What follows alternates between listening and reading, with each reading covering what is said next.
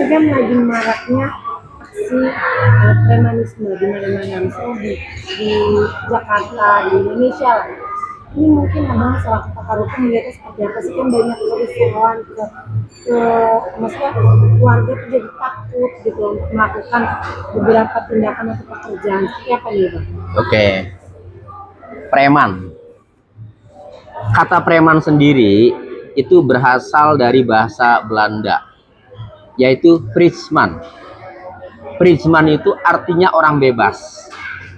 Jadi kalau kita mengacu kepada istilah Belanda, ya, Frisman artinya orang bebas, sampai di situ maknanya itu masih positif. Lalu kemudian makna preman itu berganti, bergeser sekarang itu, ya, berganti, bergeser, konotasinya jadi negatif. Mereka menyebutkan preman ini adalah individu atau kelompok yang membahayakan seseorang, membahayakan keamanan dan ketertiban. Itu. Nah, sehingga kalau mengacu kepada pemahaman itu yang sudah dipahami masyarakat banyak, bahwa preman itu orang yang menakut-nakuti, ya, orang yang membahayakan baik keamanan manusia maupun ketertiban, ya. Nah, berarti preman ini adalah orang atau individu, ya, individu atau kelompok. Nah, berarti yang dinamakan preman kalau yang membahayakan ini, ya, ini berarti tindakannya, ya, tindakannya jika berbuat. Jika tidak berbuat, ya berarti tidak bisa dikatakan preman. Karena tidak berbuat, tidak membahayakan orang lain, tidak membahayakan ketertiban, ya, berarti kan bukan preman. Nah, berarti kalau begitu, ya, mau perorangan, mau orang yang berada di ormas, mau orang yang berada di organisasi manapun, ya, ketika dia melakukan tindakan-tindakan menakut-nakuti, membahayakan seseorang atau membahayakan ketertiban, ya, menciptakan kerusuhan, ya, maka inilah yang dinamakan preman. Jadi tidak bisa ormas identik preman, itu tidak bisa. Preman ini tadi, ya, orang atau individu, ya, atau kelompok, ya, yang tindakannya itu menakut-nakuti, membahayakan, ya, orang ataupun melanggar ketertiban. Itu yang namanya preman. Nah, jadi menurut saya sih tidak identik bahwa ormas itu preman, bukan. Ini tergantung. Tergantung isi dari ormas itu, orang-orangnya itu melakukan tindakan, ya, premanisme atau anarkis, membahayakan seseorang atau tidak. Bukan hanya di ormas. Orang berpendidikan sekalipun, kalau tindakannya itu semacam kayak jagoan, ya, kemudian membahayakan orang, menakut-nakuti orang, memeras orang, nah, kemudian melanggar ketertiban, ya sama saja preman. Meskipun dia perorangan, meskipun dia pendidikannya tinggi, intelek dan seterusnya, kan. Nah, jadi saya berpendapat begitu, ya. Tidak mesti ormas itu adalah preman, tidak. Ini tergantung daripada orang-orang yang berada di dalam ormas itu. Berarti kan sekarang lagi viral banget ya, ormas atau siapapun itu lah, ya, yang lagi digadangkan ormas gitu, yang identik tidak ada kebutuhannya buat negara, Iya. bahkan dibubarkan saja karena itu bisa kayak jadi feminisme bagi orang-orang tertentu. Mungkin tadi kan abang bilang ormas itu bentuknya preman dari individualnya. Nah, apakah mungkin ada salah satu individu itu di salah satu ormas yang melakukan tindakan seperti preman, itu jadi bisa menjelekkan Ormas sendiri dan akhirnya dibubarkan? Atau baiknya negara seperti apa nih melihat maksudnya kata-kata dari masyarakat lah untuk membubarkan beberapa ormas yang menurutnya tanda kutip? Ya.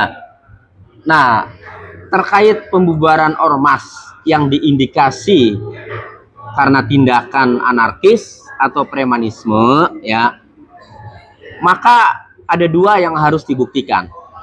Pertama, harus dibuktikan tindakan anarkisnya dulu, diproses secara hukum sampai ada putusan pengadilan yang berkekuatan hukum tetap, ya, maka berarti orang tersebut, ya, terbukti melakukan tindak pidana yang tadi membahayakan orang lain, yang melanggar ketertiban, kan itu. Nah, itu berarti terbukti, dibuktikan tindakannya atau perbuatannya. Yang kedua, dibuktikan juga bahwa dia adalah anggota ormas tertentu.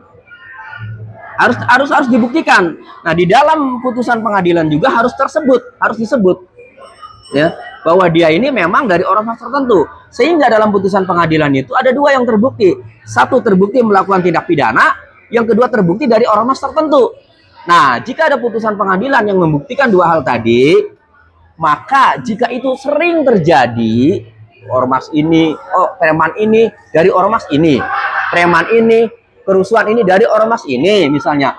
Kalau semakin banyaknya pembuktian-pembuktian, ternyata orang-orang yang telah diputus bersalah melakukan tindak pidana, ternyata dari ormas ini, nah bisa juga itu menjadi pertimbangan, ya.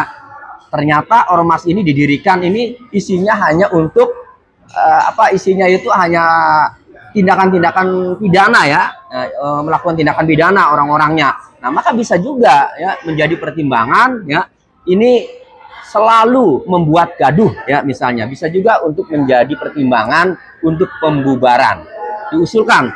Tapi keputusannya nanti ada di menteri, kan, ya, ada di menteri itu, kan.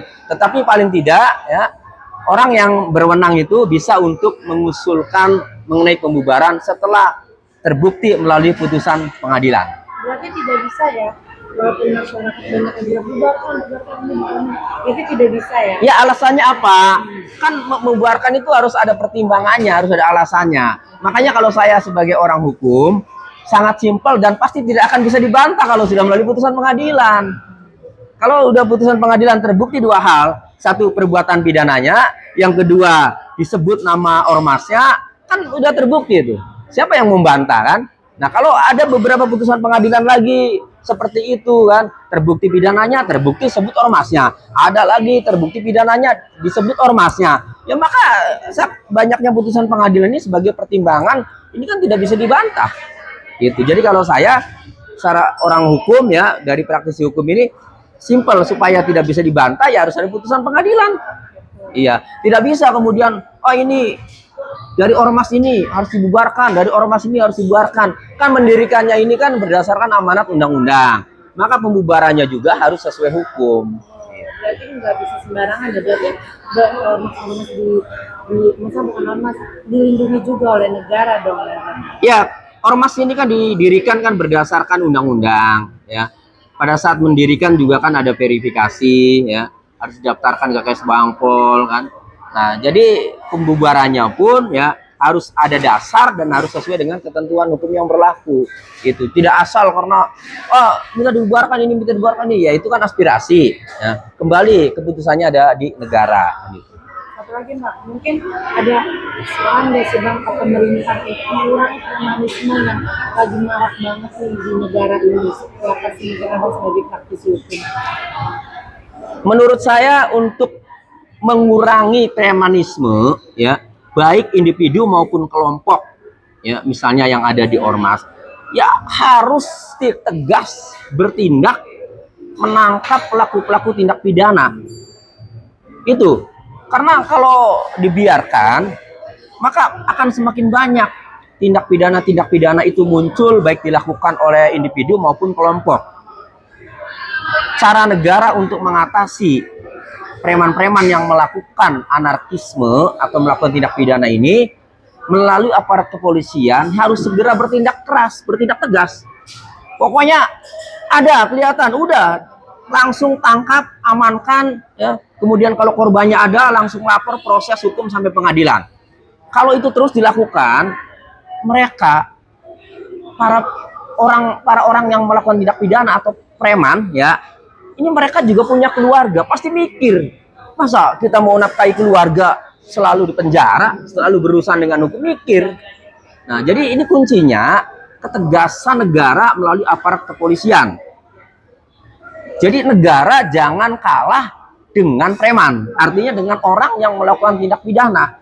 Negara harus hadir melindungi rakyatnya dengan cara bertindak cepat, tegas, ya, tangkap pelaku-pelaku preman, pelaku-pelaku anarkisme, ya, yang baik individu maupun mengatasnamakan kelompok atau ormas. Gitu. Oke, terima kasih ya Bang.